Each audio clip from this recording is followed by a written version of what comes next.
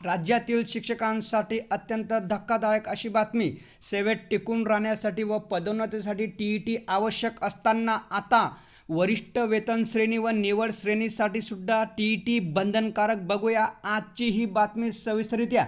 बघा, मोठी बातमी. शिक्षकांसाठी आता निवड आणि वरिष्ठ वेतन श्रेणीसाठी टी बंधनकारक. या वर्षात शिक्षकांना 4 टी देण्याची संधी.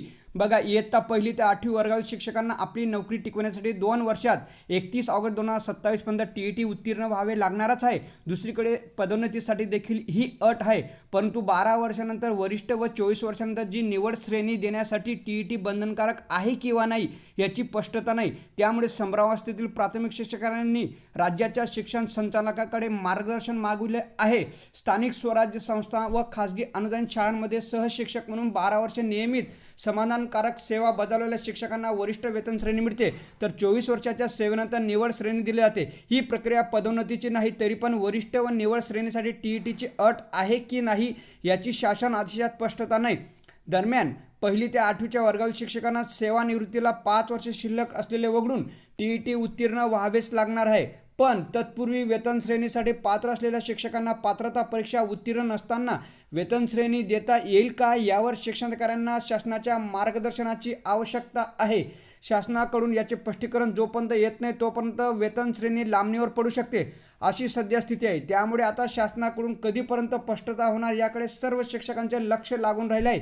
बघा, या वर्षात 2दा टी सर्वोच्च न्यायालयाने शिक्षकांना टी उत्तीर्ण होण्यासाठी 2 वर्षाची मुदत जास्तीत जास्त संधी मिळाव्यात असे नियोजन आहे. शासनाच्या आदेशात वर्षातून किमान 1 टी घ्यावे असे नमूद आहे.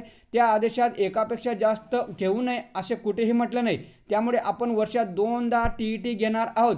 2026-27 या वर्षात पहिली टी जुलैच्या पहिल्या आठवड्यात होईल, या दृष्टीने नियोजन चालू आहे, असं डॉक्टर नंदकुमार बेडसे, अध्यक्ष महाराष्ट्र राज्य परीक्षा परिषद पुणे यांनी सांगितलं. बघा, पदोन्नतीसाठी अद्याप टी बंधनकारकच. मुख्याध्यापक, केंद्रप्रमुख, गट शिक्षणाधिकारी, विस्ताराधिकारी या पदांवर पदोन्नतीने शिक्षकांना नियुक्ती होते, मात्र संबंधित शिक्षक टी उत्तीर्ण असणे बंधनकारक. दरम्यान उच्च न्यायालय व सर्वोच्च न्यायालयाच्या निकालाच्या अधीन राहून पदोन्नती देण्याचे आदेश उच्च न्यायालयाने दिले आहेत. मात्र त्या संदर्भात शालेय शिक्षण विभागाकडून शिक्षणाधिकाऱ्यांना कोणतेही आदेश प्राप्त झालेले नाहीत. त्यामुळे सध्या तरी टी उत्तीर्ण असलेल्या पात्र शिक्षकांना पदोन्नती दिली जात आहे. ही आजची सविस्तर बातमी. धन्यवाद मित्रांनो.